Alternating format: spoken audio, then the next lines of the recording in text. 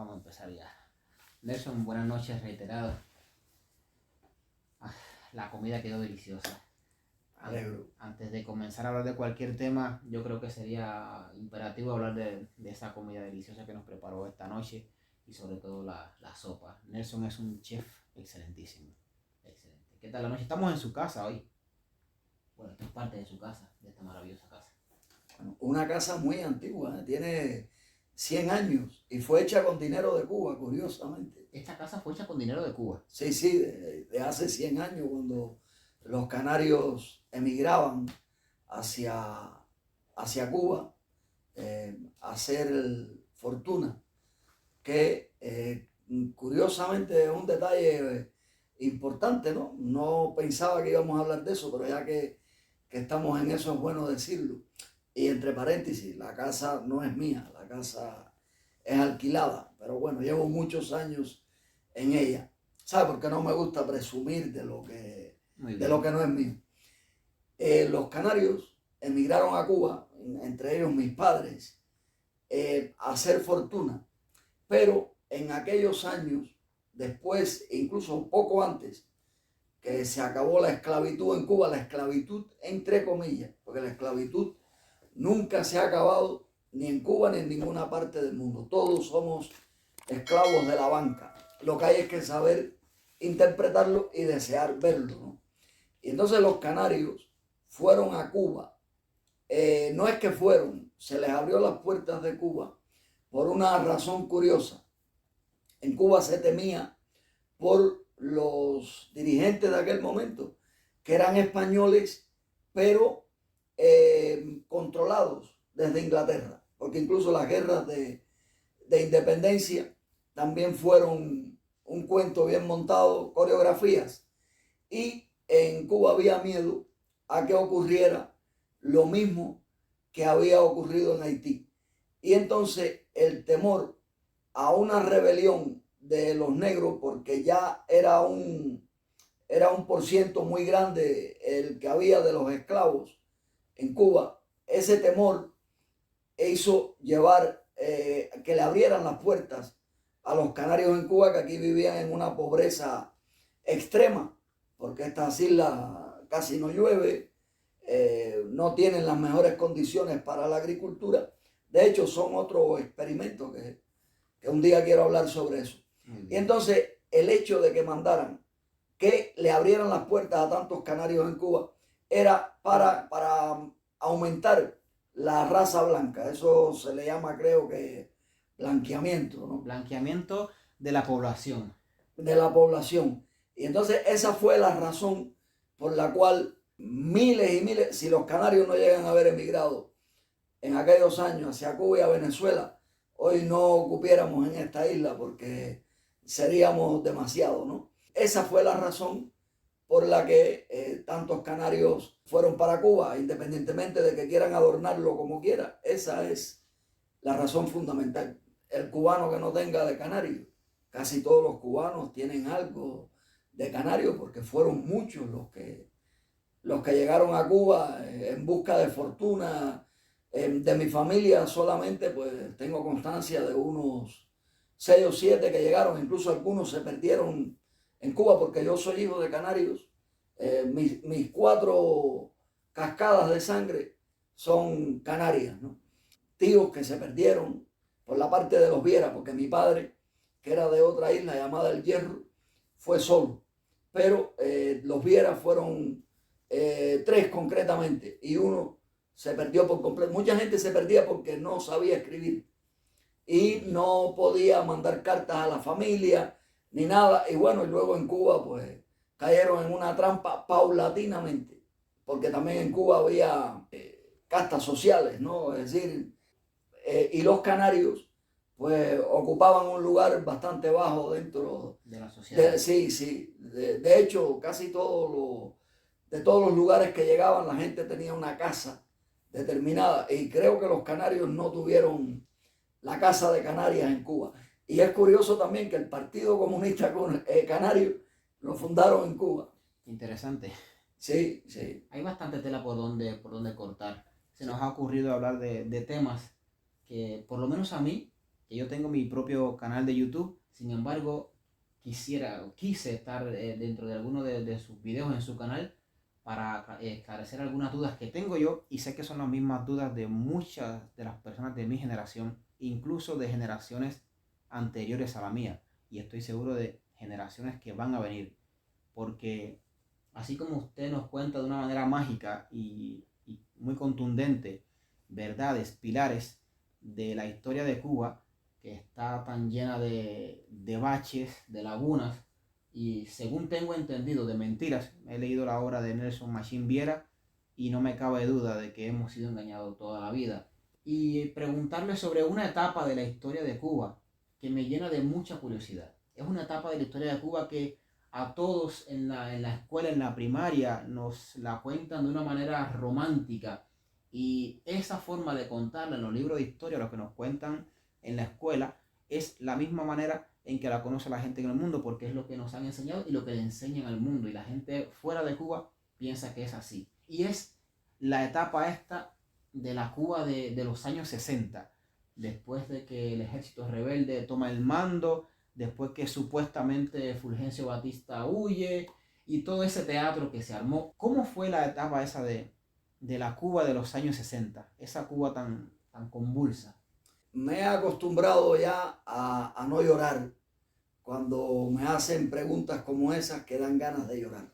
Los años 60 en Cuba fueron importantes, más que importantes, que lógicamente que tuvieron su importancia, es que te lo pueda explicar un niño que los vivió. No le estoy llamando viejo, pero es usted una persona madura que vivió en esa Cuba de los años 60. Nací en el año 59.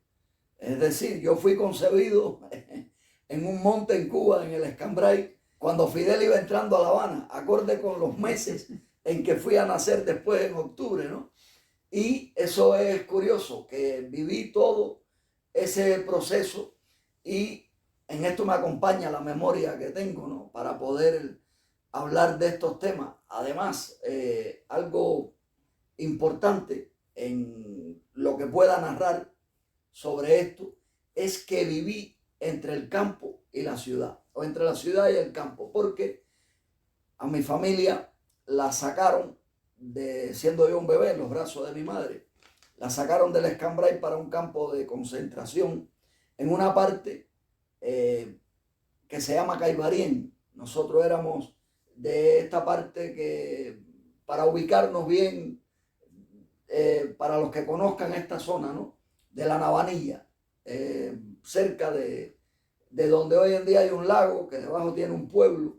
De ahí, de esa zona, era mi gente, era donde mi padre tenía las propiedades que le expropiaron, y nos mandaron para un campo de concentración, donde mandaron a muchos terratenientes a vivir allí en unas naves que las paredes eran de saco, frío, calor, lo que hubiera, que el agua no era ni potable. Este lugar se llama Aridane. Aridane.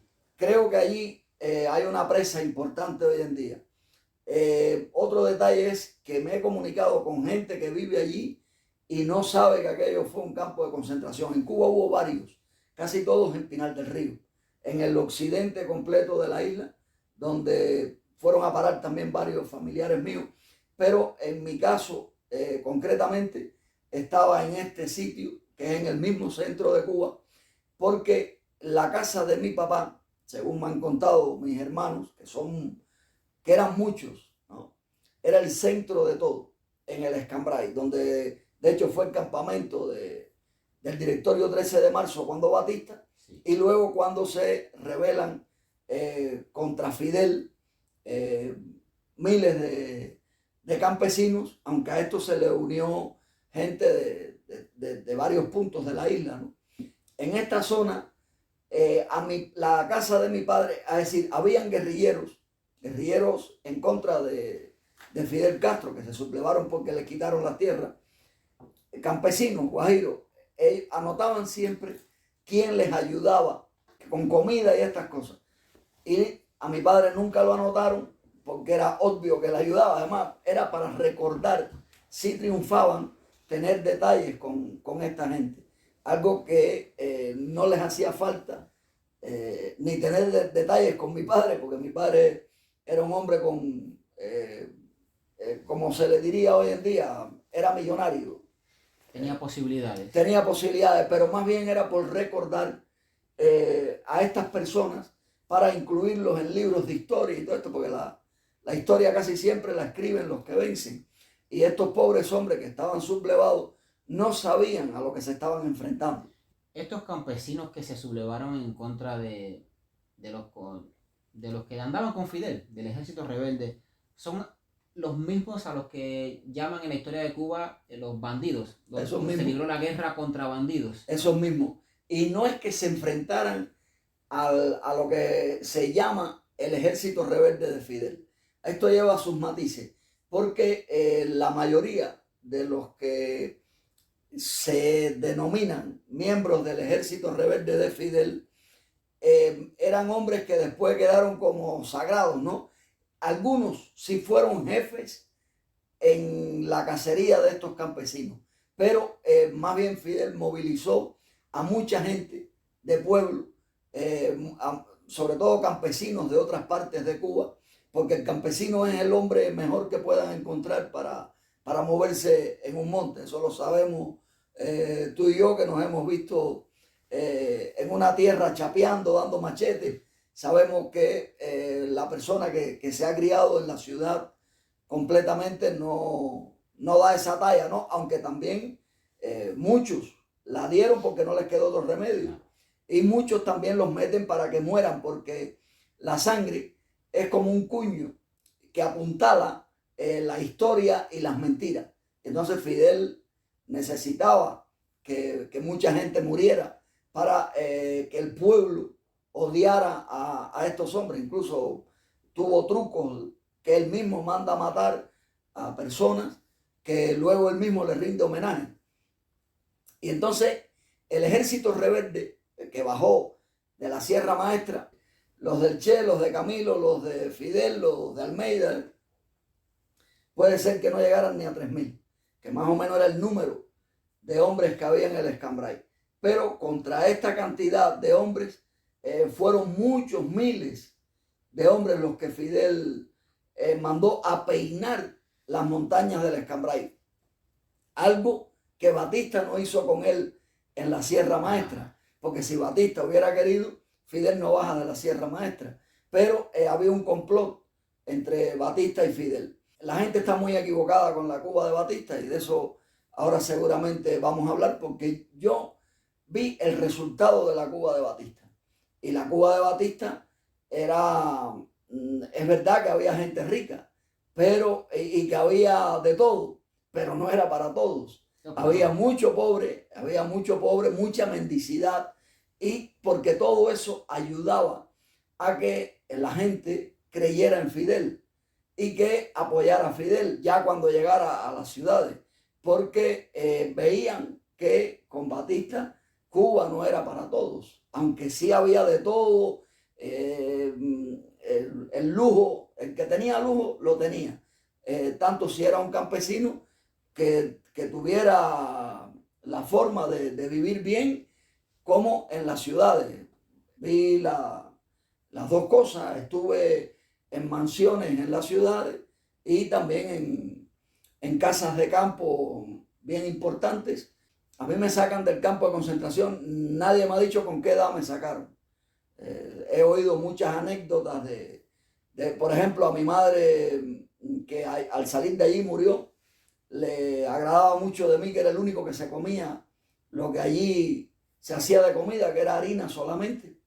Vivíamos allí como puercos, y el agua del lugar no era potable. Había que ir como a 3 kilómetros a traer cacharros con agua para beber, y a bañarse también por allá en los ríos y cosas de esas. Y entonces, y a mis hermanas, se ha dicho de paso, las dos hembras, que eran hijas de mi papá y de mi mamá, porque mi papá tenía 4 hijos que fueron para Ciego de Ávila, que eran 2 hembras y 2 varones. A mis hermanas las tenían en el Hotel Habana Libre, porque sobre pretexto de que iban a hacer una escuela de corte y costura, metieron a muchas niñas en el Hotel Habana Libre, que era donde Fidel Castro tenía el campamento, porque eran como un escudo humano, entre comillas, ¿no? Para que no le hicieran atentados a Fidel, que aún así le explotaron allí alguna que otra bomba en el Hotel Habana Libre, lo que no lo pescaron porque Fidel estuvo protegido por lo máximo de este mundo. Incluso las bombas que explotaron a lo mejor también eran un paripé, ¿sabes? El teatro. El teatro, porque la revolución cubana ha sido un teatro. Un teatro. A mucha gente le da trabajo reconocer estas cosas que yo planteo, que le llaman teorías de conspiración. Esto no es teoría, yo ando con descripciones. Yo describo una conspiración. Yo describo una conspiración. Cuando digo, por ejemplo, que Batista era colombiano, pues bueno, escuche la voz de Batista y dígame en qué parte de Cuba se habla como hablaba Batista y miren el aspecto de Batista. Lo que pasa es que mucha gente necesita un menos malo. Y por encima de todo, el clásico exiliado que quiere ver a Batista después de que su familia despreció a Batista en Cuba, porque a Batista lo despreciaba todo el mundo por la cantidad de golpes que le dio a Cuba. Muy poca gente en Cuba apreciaba a Batista, solo los que vivían bien a la sombra de Batista. Que Batista no era el que gobernaba en Cuba. Batista tenía un equipo, cada ministro, cada ministerio, por decirlo así, tenía un homólogo estadounidense, es decir, todo estaba bien dirigido.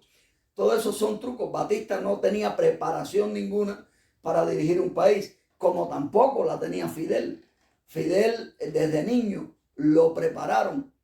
Fidel desde niño, además te puedo aportar imágenes de Fidel ya desde cuando era menor de edad, que ya lo tenían vestido de militar, porque estas cosas vienen desde muy lejos. Estas cosas vienen de la nobleza negra veneciana.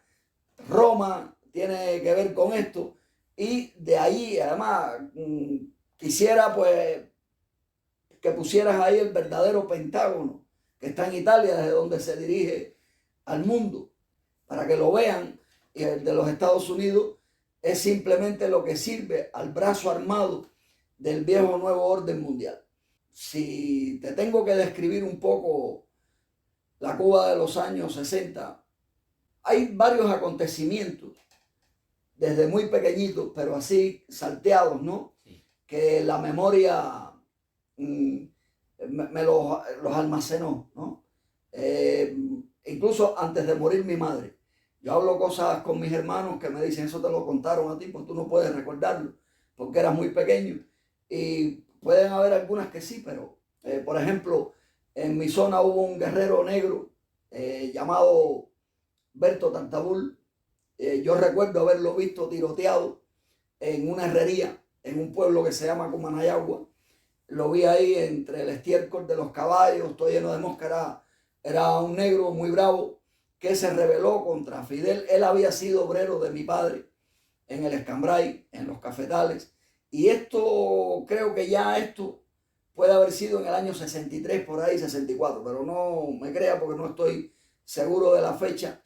Y este Tartabul, curiosamente, era sobrino del tipo que en el Moncada, de Pedro Sarría Tartabul, El que Sarría. no era sargento, era teniente, que en el Moncada salvó la vida de Fidel, que también había estudiado con Batista. Es decir, como un hombre de Cienfuegos fue a Oriente a coger a Fidel, porque con la iglesia, incluso con el arzobispo de Santiago, porque todo eso estaba preparado. Entonces, a ese hombre lo vi, es uno de los primeros recuerdos que tengo de mi vida, en mi vida, el haberlo visto, que mi madre, que estaba viva aún, le quedaba muy poco, habíamos recién salido del campo de concentración, mi madre en el carro que nos llevaban para la casa, ya yo estaba adoptado en Cienfuegos, en la ciudad de Cienfuegos me había adoptado un gallego, y entonces me llevaban para allá, y yo recuerdo mamá cuando le dijo al chofer, oye, para ahí, que mira, ese es Tartabul.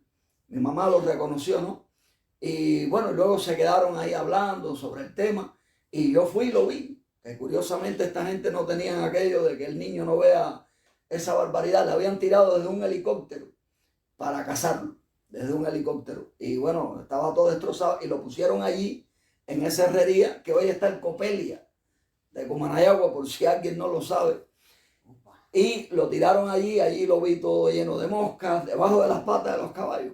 Entonces, pero también recuerdo algo importante, porque aún en el Escambray había hombres sublevados por estas fechas.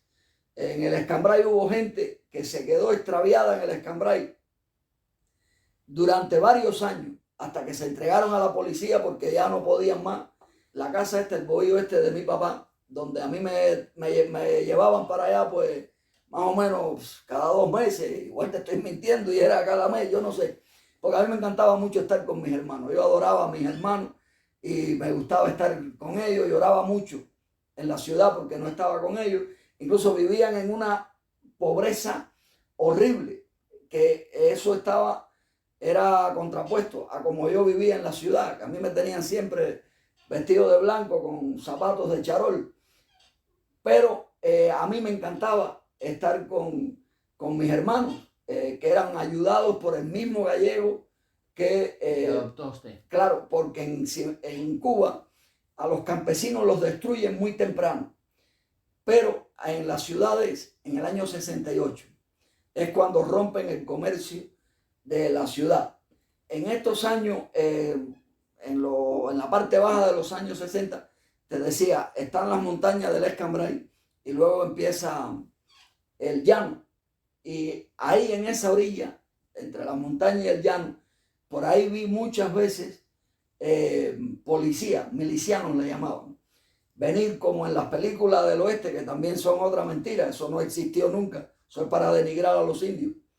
Venir como en las películas del oeste, el hombre con un caballo y atrás otro caballo y un muerto que había sido cazado sobre el caballo doblado, sobre el caballo que venía atrás. De esos campesinos que se habían sublevado en contra de... Correcto. Y echando sangre por la boca, el muerto, ¿no? Todo eso lo veía porque los niños, cuando se hablaba de algo, salíamos corriendo a verlo. Y bueno, nosotros no teníamos explicación para eso.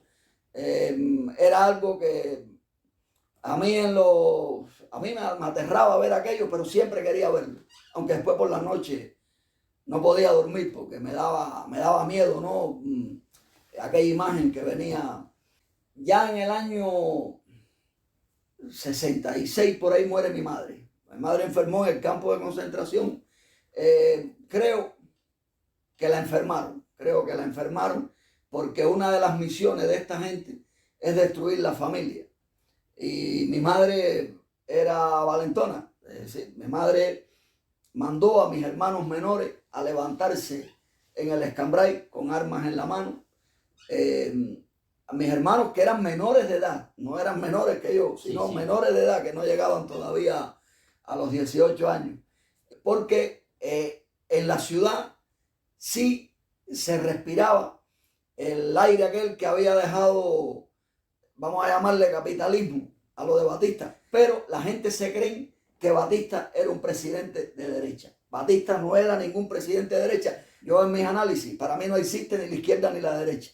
Para mí existe el nuevo orden mundial que se manipula desde Roma, con Londres que mantiene el dinero y los Estados Unidos como brazo armado.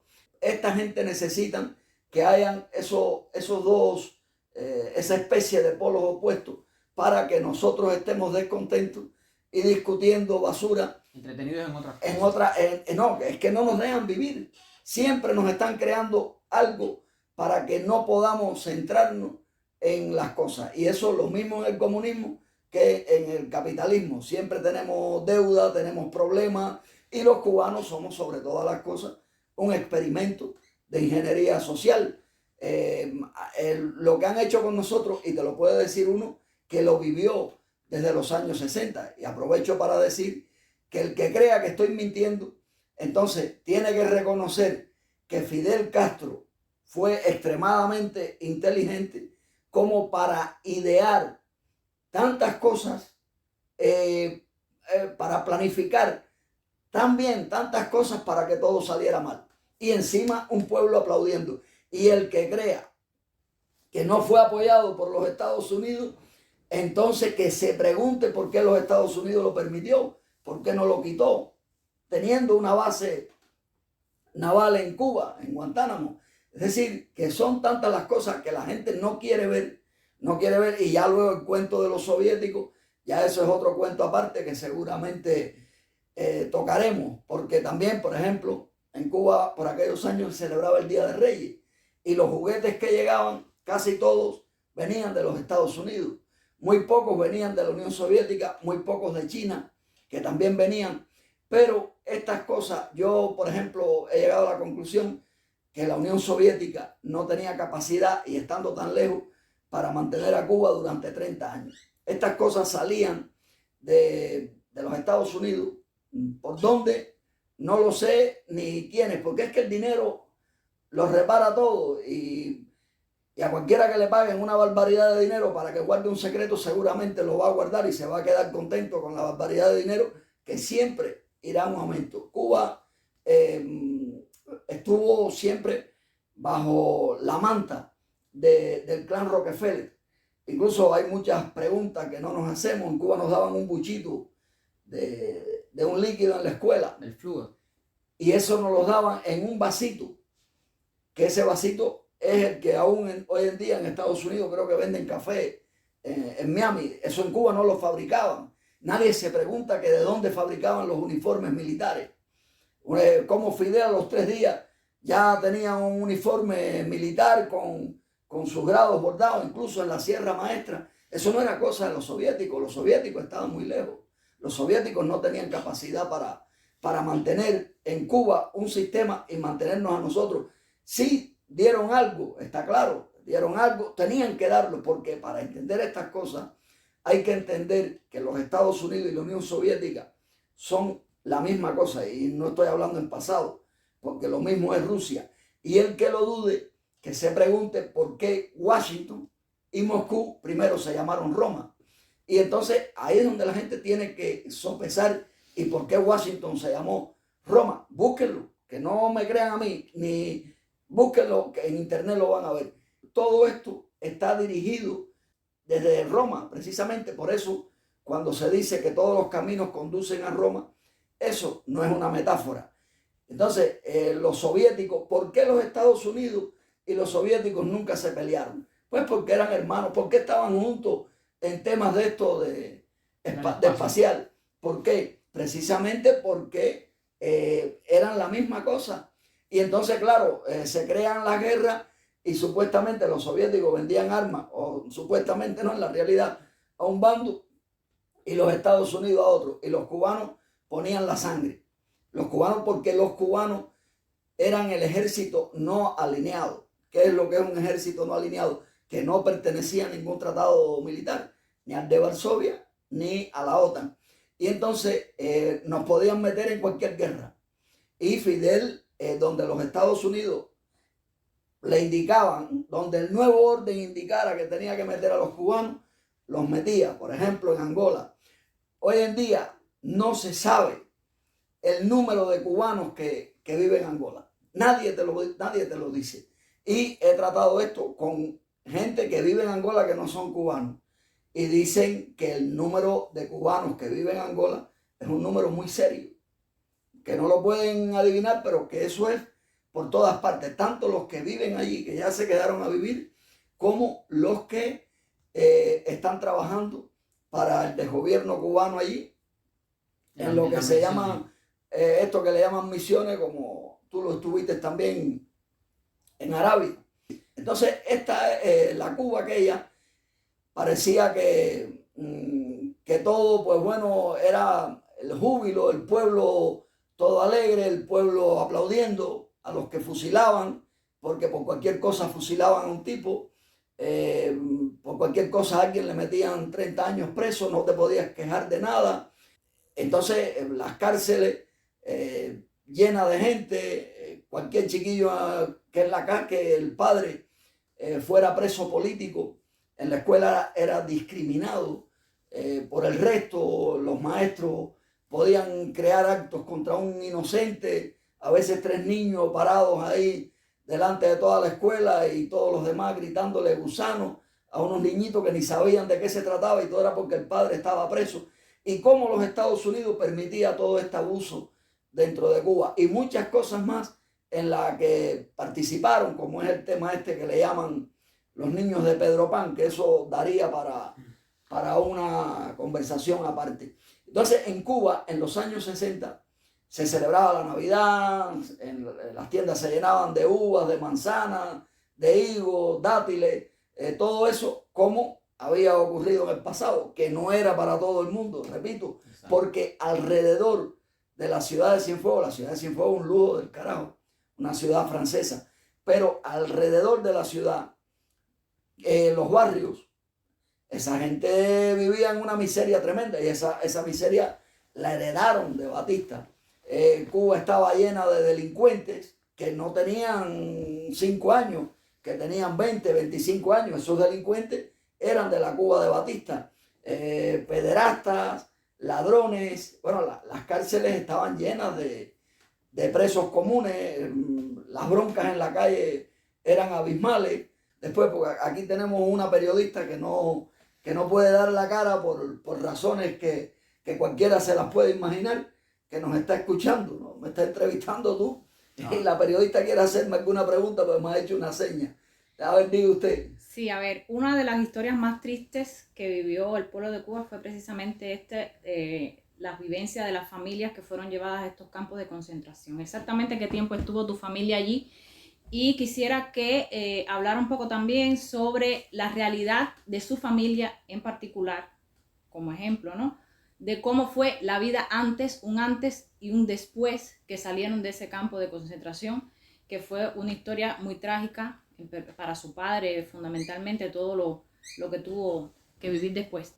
¿Cómo funcionó el experimento en esta etapa en la educación? O sea, ya se veía que Cuba iba a ser parte de un experimento, lo que quizás usted ha hablado en otras ocasiones, que iban a las escuelas con personas de otras edades y todo eso todo ese experimento que se hizo en aquel entonces. Bueno, me has hecho varias preguntas, si alguna no respondo, me las recuerda. Vale.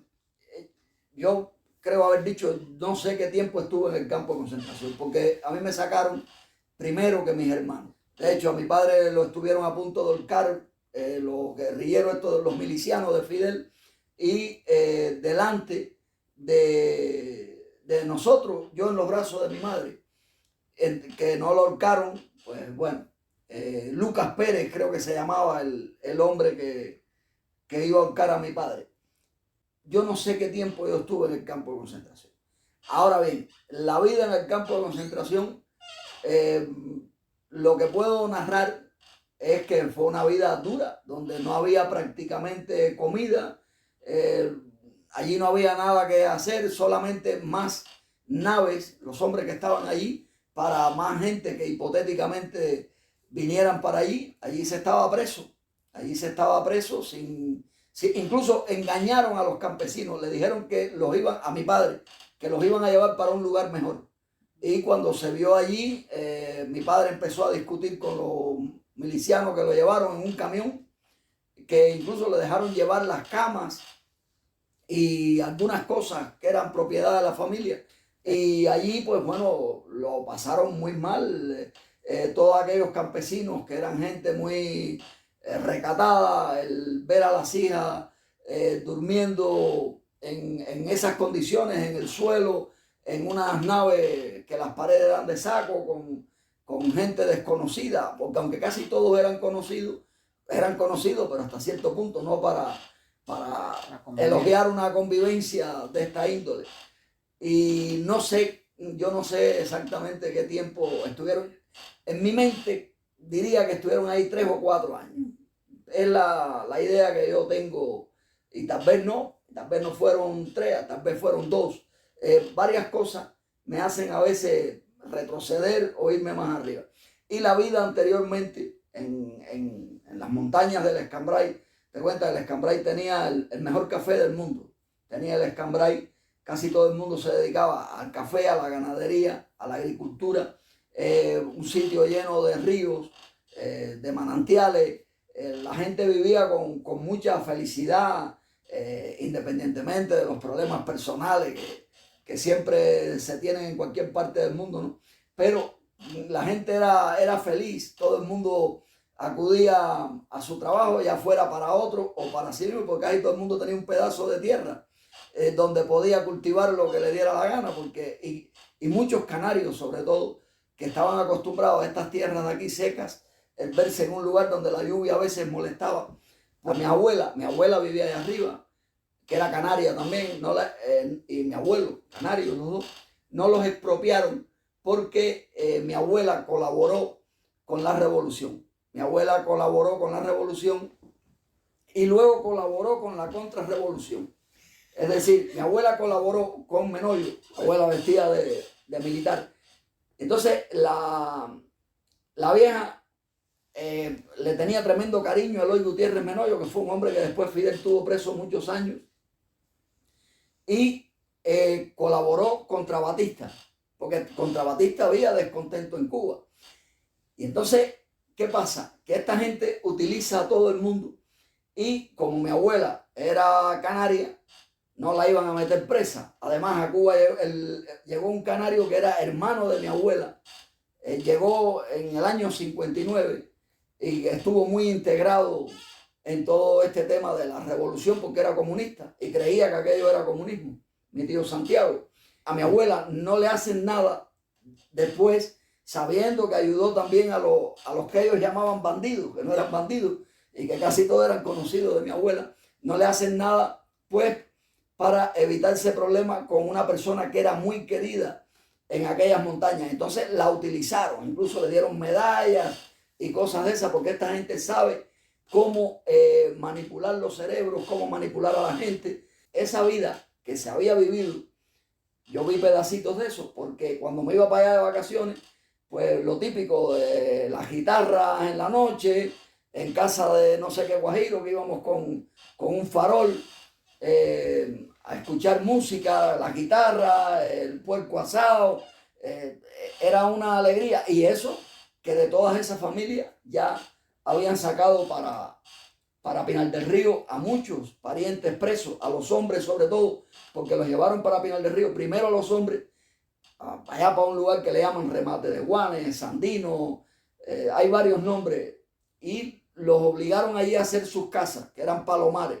Entonces, cuando esos hombres ya tenían sus casas hechas, le llevaron para allá a las mujeres y a los hijos. Y lo otro, en la escuela, era difícil, en este caso, en mi caso, darme cuenta de que estábamos metidos en un experimento, ¿no? Pero te puedo decir que los maestros viejos, casi todos católicos, independientemente de que yo arremeto contra el Papa, y contra el Vaticano, pero hay que reconocer que aquellos maestros tenían una educación tremenda, que aportaban lo mejor de sí, que amaban lo que hacían. Y entonces poco a poco lo fueron quitando, lo fueron desapareciendo y trajeron maestros que tenían 16 o 17 años, que los prepararon con urgencia y eran niños, pero claro, cuando tú tienes 7, 8 años, ves a uno de 16 como un hombre o una mujer. Y aquella gente, bueno, de hecho, mis grandes problemas con las matemáticas vienen de ahí, que nunca hubo un maestro de eso que supiera amenizar una clase. En Cuba, por ejemplo, poco a poco fueron desapareciendo la Navidad, la fiesta navideña, que eran el arbolito, cosas que vendían para eso, que se creaba un ambiente precioso, hasta golondrinas venían a Cuba. Y todo eso fue desapareciendo paulatinamente porque no se conseguía. Luego la gente escondía el arbolito de Navidad por tenerlo a lo mejor en un gallinero, en algo que no llamara la atención, porque cualquier vecino ya estaba creado el CDR, cualquier vecino te podía denunciar y ya por creer en Dios pues se buscaba a esa familia la ruina en la escuela, los chiquillos los marcaban, botaban al padre del centro de trabajo. Y entonces en la escuela todo era el coro, los actos revolucionarios, el adoctrinamiento. Los directores de las escuelas, antes de que los niños entraran a las aulas, se metían una hora, desde que llegábamos a las 8, se metían una hora ahí hasta las 9 y a veces más, dando discursos de lo que hizo Fidel ayer, de lo que hizo Fidel por nosotros, de que si la revolución es lo más grande, que cuando mataron al Che, pues aquello era un luto, y el Che por todas partes, con lo de Camilo, cuando llegaba la fecha de Camilo también. Y entonces todo eso es adoctrinamiento, un poco menos con Martí, curiosamente, ¿no? Aunque Martí estaba en todas partes, en las libretas. Además, había una libreta curiosa que tenía en la carátula como la cabeza de Martí, el busto de Martí, no, la cabeza de Martí sobre una libreta, y por un lado un cuchillo o un machete, no sé, me da trabajo ahora recordar lo que tenía, pero para mí aquello era patético. Yo siendo un niño miraba aquello y decía, ¿por qué ponen la cabeza de este hombre aquí de esta forma, no? Porque, y desde niño fui muy martiano, no lo puedo negar. Me llamaba mucho la atención todo lo que decían de Martí, porque tuve buenos maestros. Ya después los maestros me complican la existencia cuando ya voy llegando a 4º grado por ahí, que ya cuando empiezan a llegar jóvenes de estos que estaban estudiando en escuelas, que no tenían una preparación para eso. También cómo se discriminaba a los niños que estaban esperando la salida para los Estados Unidos. En las escuelas ocurrían violaciones porque de Batista se heredó una cantidad de analfabetos enorme. Que esto, la gente que dice de Batista, bueno, en las escuelas estábamos niños, y eso que ya cuando yo empiezo en la escuela, ya la revolución llevaba andando 5 años. En las escuelas habían niños bueno, por ejemplo, en mi caso, cuando yo estaba en 1º grado, 2º grado, habían jóvenes que tenían bigotes, que como que los habían casado y los habían llevado para la escuela para que aprendieran. Entonces aquellos tipos abusaban también de los niños, los habían de todo, también los habían que defendían a uno. Pero a veces oías hablar de daño que le habían hecho a niñas, porque ellos lo contaban y uno no podía decir nada. Incluso niñas cuyos nombres están en mi mente, que las recuerdo. Y todo esto se vivió en esos años, que era un desastre. Y luego vinieron las escuelas al campo. Luego vienen las escuelas al campo, que eso es otra parte del cuento, que es explotación infantil. Como quiera que lo queramos ver. Vinieron después las escuelas al campo, que todo eso se veía como que Fidel quería que se viera que como que si estuviera fomentando la agricultura, pero en realidad lo que nos estaban era preparando militarmente. Nosotros somos el ejército no alineado de los Estados Unidos. ¿Qué importancia tiene que manden a los niños de la ciudad a las escuelas al campo y que sacaran de los campos a todos los hijos de los campesinos? ¿Por qué? Porque Fidel tenía que crear hambre. Fidel no era inteligente. Fidel estaba obedeciendo a un guión, a un programa. Fidel fue un actor sin otras palabras, un actor. Y entonces de los campos se llevó a todos los niños a estudiar construcción, electricidad, aire acondicionado, que en Cuba no había, porque todos iban a terminar después en la Florida. En la Florida, porque Fidel estaba preparando al personal de la Florida. Y en aquel momento parecía un castigo apuntarte en los papeles para emigrar a los Estados Unidos. Pero si no te dejaban ir en montones, era para que se fueran creando casas en la Florida. Por eso los primeros que fueron para allá fueron los ricos cubanos, que fueron los que apoyaron a Fidel, y muchos militares de Batista, porque también el ejército de Fidel estuvo compuesto desde un principio por militares de Batista, que son las cosas que la gente no quiere entender en esa necesidad de que haya un menos malo. Entonces en las escuelas las broncas entre los muchachos eran horribles, se daban puñaladas a veces en la misma aula. Es decir, se vivía en un clima de terror. Muchos padres por estas razones decidieron irse de Cuba o se mudaban para lugares muy distantes, pensando que en otro sitio no iban a tener esta situación catastrófica que se estaba viviendo. Y por encima de todo, pues bueno, el coro de la escuela, siempre todo el mundo, todos los directores queriendo que su escuela fuera la modelo, el ejemplo, la vanguardia del país. Y así, creo haberte respondido, ¿no? Lo que me has preguntado. Y eso, fueron momentos dolorosos.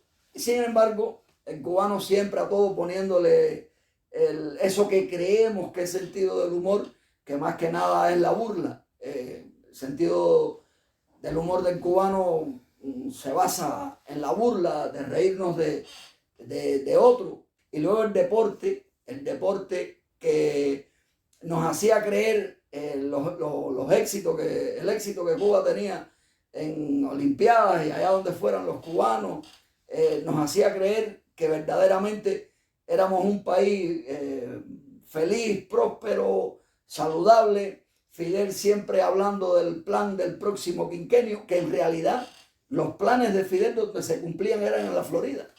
Porque si uno analiza bien esto, y sobre esto quiero hablar un día en solitario, Fidel fue el tipo encargado de que la Florida fuera lo que es hoy en día.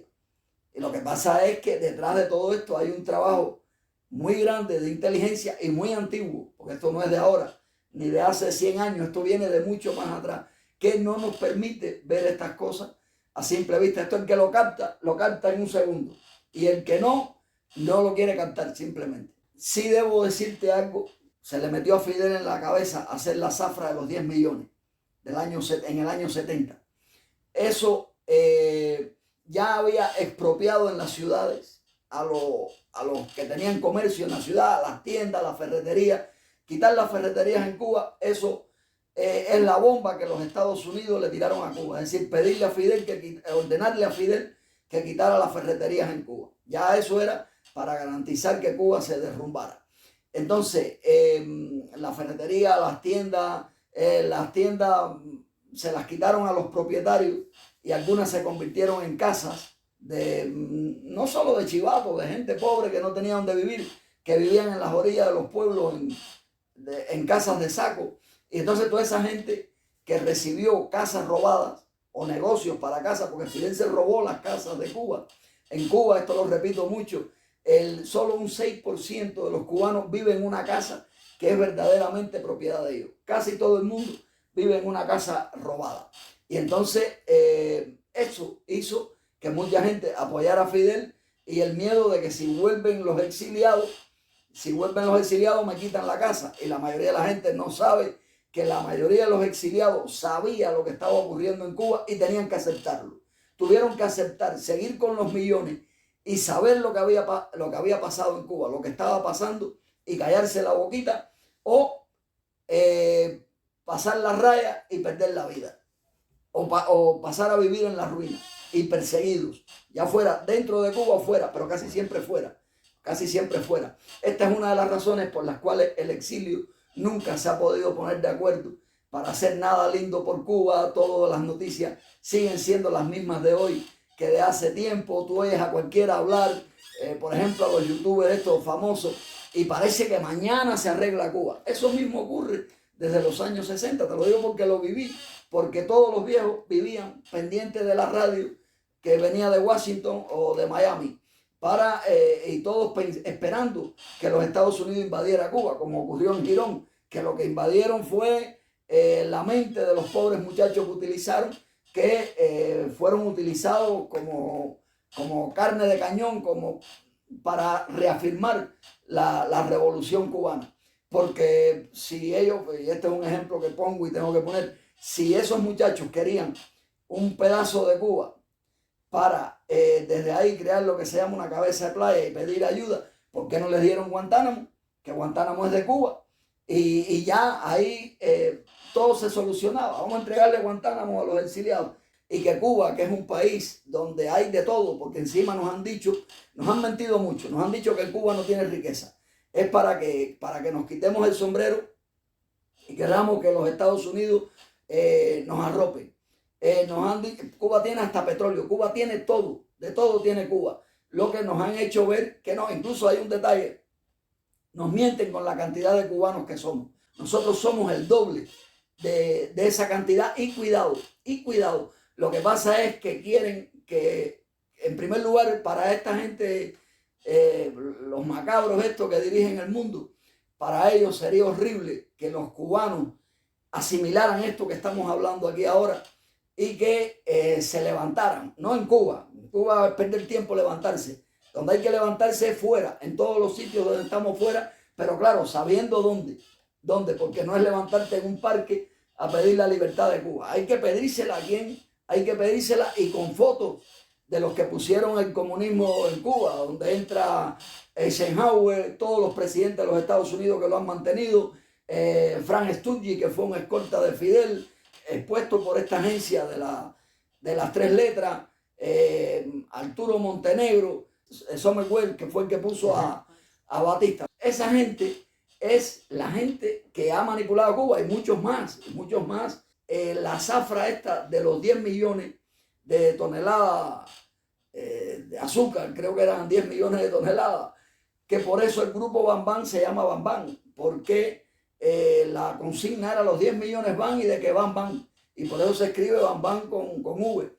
Y era el pueblo entero, las congas, todo el mundo en las calles celebrando que se iban a celebrar esto. Parecía talmente que aquello iba a salvar a Cuba. Y aquello lo que hizo fue hundir a Cuba completamente, porque todo el mundo tuvo que irse a cortar caña. Pero eso fue como un tiro de gracia por parte de Fidel para destrozar a Cuba, por parte de los que manipulaban a Fidel. Porque la gente se cree que Fidel ni era valiente, ni era inteligente, ni nada. Fidel lo que fue un gran actor, tipo supo y disciplinado, supo seguir un guión al pie de la letra, porque ese guión lo tenía él en las manos desde niño. La gente no se pregunta por qué, si le mató a Batista 19 soldados, bueno, entre ellos había 3 policías en el Moncada, ¿por qué le meten 15 años preso y solo cumple 2 años, no llega a 2 años? ¿Por qué no se preguntan que qué valía para Batista cada uno de esos 19 hombres que perdió la vida en el Moncada con Fidel, que no fueron con escopeticas de agua, no, iban bien armados, y armados por el mismo Batista, que fue quien le preparó todo esto a Fidel? Que estas son las cosas que parecen mentiras, pero no son mentiras, porque hay que ver la realidad. Hay que ver, Batista gobernaba con el suegro de Fidel y 3 cuñados de Fidel. Fidel sabía todo de Batista, Fidel podía casar a Batista donde quisiera. Y bueno, también el hecho de haber vivido entre la ciudad y el campo me ha permitido a mí, pues bueno, escribir este libro que ya tiene 2 o 3 años por ahí en internet, que lo pueden conseguir gratuitamente, Proyecto Preludio. Y este libro fue publicado 2 años antes del 11 de julio, si mal no recuerdo, que está gratis, que es como un proyecto de liberación individual.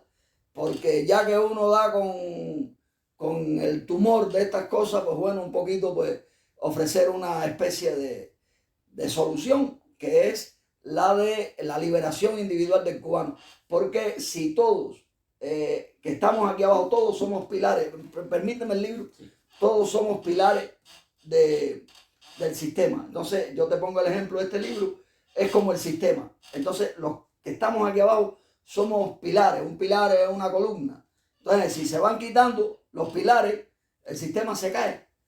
Pero cuando escribí este libro, no sabía la maldad de la dirección de los Estados Unidos sobre Cuba. Entonces, le hice una revisión y de vez en cuando eso lo recuerdo. El problema de nosotros es mucho más grave de lo que nosotros nos imaginamos, porque nuestro problema no es interno, nuestro problema es interno, sufrimos el problema, es horrible lo que se está viviendo en Cuba, pero nuestro problema es externo, nuestros enemigos no hablan español.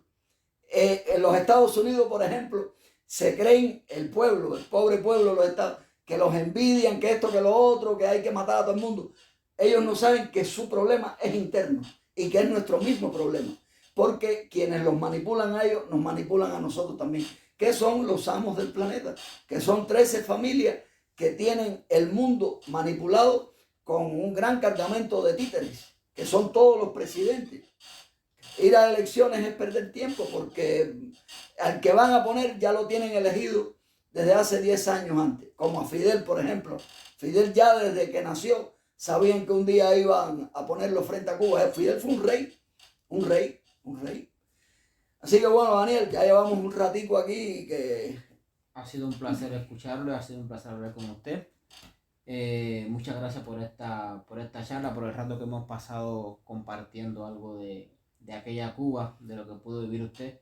Espero que no sea la última charla, vamos a estar por acá por la casa de vez en cuando y siempre y cuando sea posible pasar un rato hablando de cualquier tema será un placer. Aquí Hombre, yo me alegro porque el hecho de las tantas preocupaciones que tengo, que no son pocas, compruebo más las manipulaciones, cómo nos cortan la armonía, para qué uno trabaja, ¿no? Y me alegro cuando así, porque si tú hoy no estás aquí, yo no puedo hablar de estas cosas. Y esto será un video más para esta buena gente que sigue mi canal y que son los que me ayudan a que, o que nos ayudan a que la verdad se reparta, ¿no? Y si tú no vienes hoy aquí, pues hubiera sido un día más de comer y hacer las cosas estas que hace todo el mundo y no aportábamos nada. En cambio, pues por eso te agradezco este encuentro. Muchas gracias a usted. Y muchas gracias al joven que está detrás de cámara, que por razones de seguridad no la mostramos acá, pero muchas gracias también a ella. Gracias a usted también. Esa parte la voy a quitar. Yo tengo otro café para ti ahí. Muy bien, muy bien.